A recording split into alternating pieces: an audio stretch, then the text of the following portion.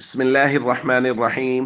عن أنس رضي الله تعالى عنه عن النبي صلى الله عليه وسلم قال: أتاه ملكان فأقعداه فيقولان له: ما كنت تقول في هذا الرجل محمد صلى الله عليه وسلم؟ فيقول: أشهد أنه عبد الله ورسوله. رواہ البخاری۔ نبی کریم صلی اللہ علیہ وسلم نے ارشاد فرمایا، پھر قبر میں دو فرشتے آتے ہیں، اسے بٹھاتے ہیں اور پوچھتے ہیں کہ اس شخص یعنی محمد صلی اللہ علیہ وسلم کے متعلق تمہارا کیا عقیدہ ہے؟ وہ جواب دیتا ہے، میں گواہی دیتا ہوں کہ وہ اللہ کے بندے اور اس کے رسول ہیں۔ دوستو، ہم قبر اور برزخ کی زندگی کے متعلق بات کر رہے ہیں اور نبی کریم صلی اللہ علیہ وسلم نے اس کی مکمل تفصیلات بیان فرمائی ہیں۔ ترمذی کی روایت میں ہے، فرمایا اتاہ ملکان اسودان ازرقان، دو سیاہ نیلی آنکھوں والے فرشتے اس کے پاس قبر میں آتے ہیں۔ یقال لاحدہما المنکر وللآخر النکیر، ان میں سے ایک کو منکر اور دوسرے کو نکیر کہا جاتا ہے۔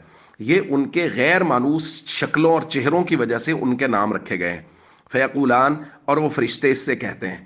حضرت براء رضی اللہ تعالیٰ عنہ کی روایت میں ہے کہ جب یہ فرشتے سوال کر رہے ہوتے ہیں تو تعاد روحہ فی جسدی، تو اس مرنے والے کی روح کو اس کے جسم میں لوٹا دیا جاتا ہے اور وہ فرشتے سوال کرتے ہیں۔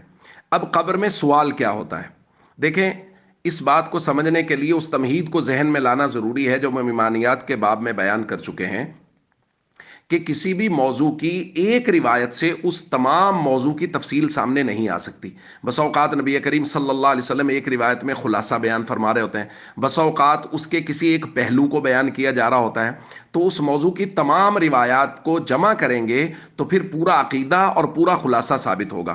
تو بہت ساری روایات میں صرف ایک ہی سوال کا ذکر ہے، ما کنت تقول فی ھذا الرجل، یعنی محمد صلی اللہ علیہ وسلم کے بارے میں تمہارا کیا عقیدہ، صرف یہی سوال ہے۔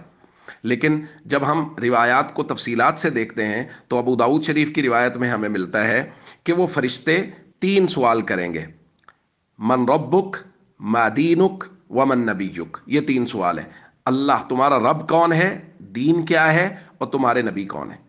نبی کریم صلی اللہ علیہ وسلم نے ارشاد فرمایا، جو شخص ان سوالات کے صحیح جوابات دے دیتا ہے، آج ہم صرف اسی کے بارے میں بات کریں گے، اس کو اللہ کی طرف سے جو انعامات ملتے ہیں اس کے بارے میں بات کریں گے۔ جو صحیح جوابات دے گا تو نبی پاک صلی اللہ علیہ وسلم نے فرمایا، ثم یفسح له فی قبرہ 70 ذراعا فی 70، تو یہ 70 کا لفظ کہ پھر اس کی قبر کو وسعت دے دی جاتی ہے تا حد نگاہ۔ یہ 70 کا عدد جو ہے وہ عربی میں کثرت کو بیان کرنے کے لیے آتا ہے کہ 70 ہاتھ کا مطلب ہے تا حد نگاہ قبر کو وسعت دے دی جاتی ہے۔ ثم ينور له فی، اور قبر کو نور سے منور کر دیا جاتا ہے۔ ثم يقال له، اور اس کو کہا جاتا ہے نم، اب تم آرام کر لو۔ فیقول، وہ کہتا ہے ارجع الى اہلی فاخبرهم، میرا دل کرتا ہے میں اپنے گھر والوں کے پاس لوٹ کے جاؤں اور میں ان کو خبر دوں کہ نبی پاک صلی اللہ علیہ وسلم کے مبارک طریقوں کے مطابق زندگی گزارنے والے کو قبر سے ہی انعامات ملنا شروع ہو جاتے ہیں۔ دوستو، یہ تفصیلات ہیں ان لوگوں کی جو صحیح جوابات دیں گے ان سوالات کے اور دنیا میں اس کی تیاری کر کے جائیں گے، اور اس کی تیاری کا طریقہ یہی ہے کہ نبی پاک صلی اللہ علیہ وسلم کی مبارک شریعت اور آپ کے مبارک طریقوں کے مطابق اپنی زندگی گزارنے کی کوشش کریں۔ السلام علیکم ورحمۃ اللہ وبرکاتہ۔